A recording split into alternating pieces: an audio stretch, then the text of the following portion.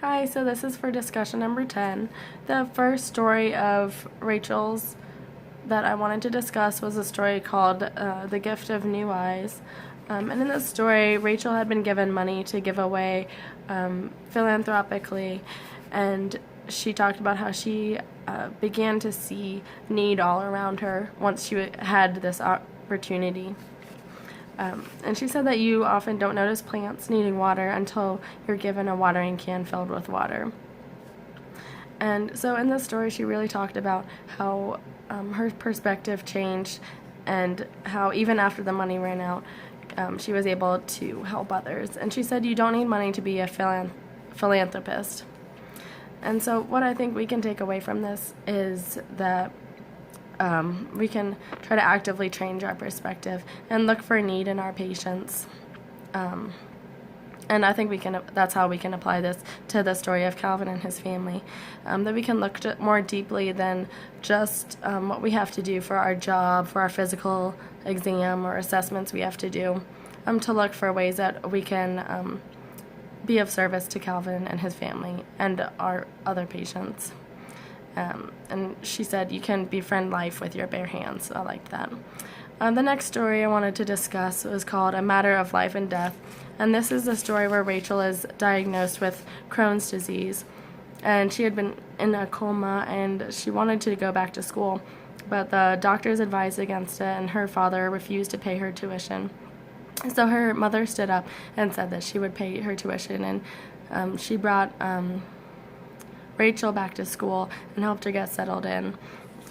And so this story was really about how she had been impacted by her mother's support and encouragement. And she says, befriending the life in others is sometimes a complex matter. There are times when we offer our strength and protection, but these are usually only temporary measures. The greatest blessing we offer others may be the belief we have in their struggle for freedom, the courage to support and accompany them as they determine for themselves the strength that will become their refuge and the foundation for their lives. And what I think we can take from that to apply if we were working with Calvin and his family would be to support and encourage Calvin and his family for what Calvin wants out of his last days and what they want their last times together to be like. The last story of Raymond's that I wanted to discuss was called Making a Difference, and this was a story about the neonatologist who was tired of what her job had become, the paperwork and arguments with insurance companies and employees for the best needs of her patients, the premature infants and the infants who needed special care. And during her meeting with Rachel, she was fiddling with a starfish that had been on her desk.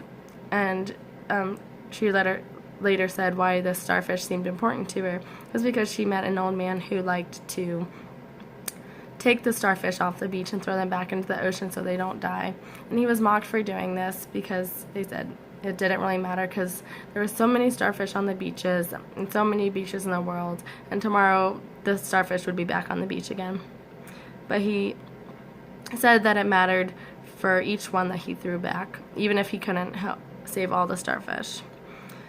And so what I think we can take from this story is that our work with our patients does matter, and what we do can make a difference with Calvin and his family or other patients that we work with. So even if we can't help everybody, or we can help Calvin and we can help his family and make a difference in that one case. Moving on to the new article by Boff. What I wanted to reflect on it from this that really stood out to me was the story about Mother Teresa.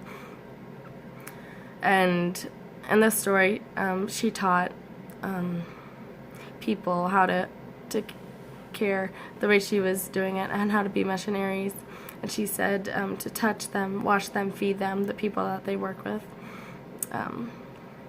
And she says, give Christ to the world. Do not keep him for yourselves. And when you do, use your hands.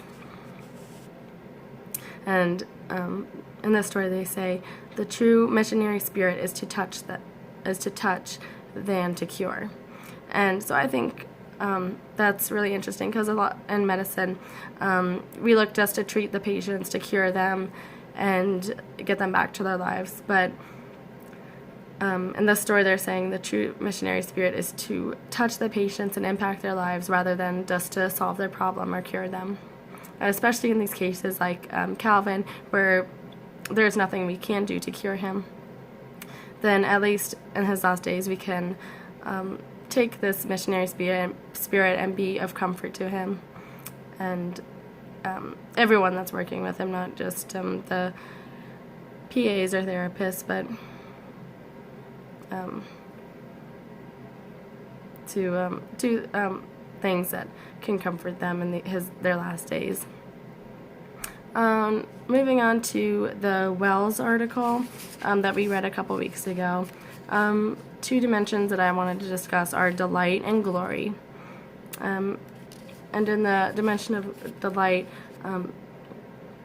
they talked about guests and hosts, and how in medicine, so the hosts would be the hospital and the people that work there, and the guests are the patients.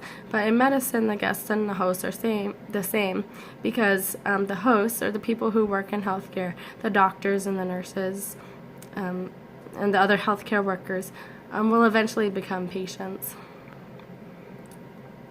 And so I think what I took from this story, that especially we could apply to the story of Calvin and his family, were that eventually we could be in that position, or someone we know could be in the same position as Calvin and his family. And so how we can work with them and impact them would be to treat them as if it was our own family member who was sick, or how we would want to be cared for if we were in that position. And the second dimension I want to discuss was glory. And this was a story about the doctor who had stood back from her patients, and she was wary of the transference and countertransference, she said. But at Laguna Honda, she learned to love her patients and learned how rewarding it was to build a relationship with her patients. And so what I think we could take from this story is to, even if it's something as simple as she said, not standing at the door while you're talking to your patients, that if you can take the time to sit down, even if it's on the stool or in the chair by their hospital bed, and talk with them about what you need to discuss with them that day, and try to build a relationship with them, because it would lead to better outcomes for both us and our patients.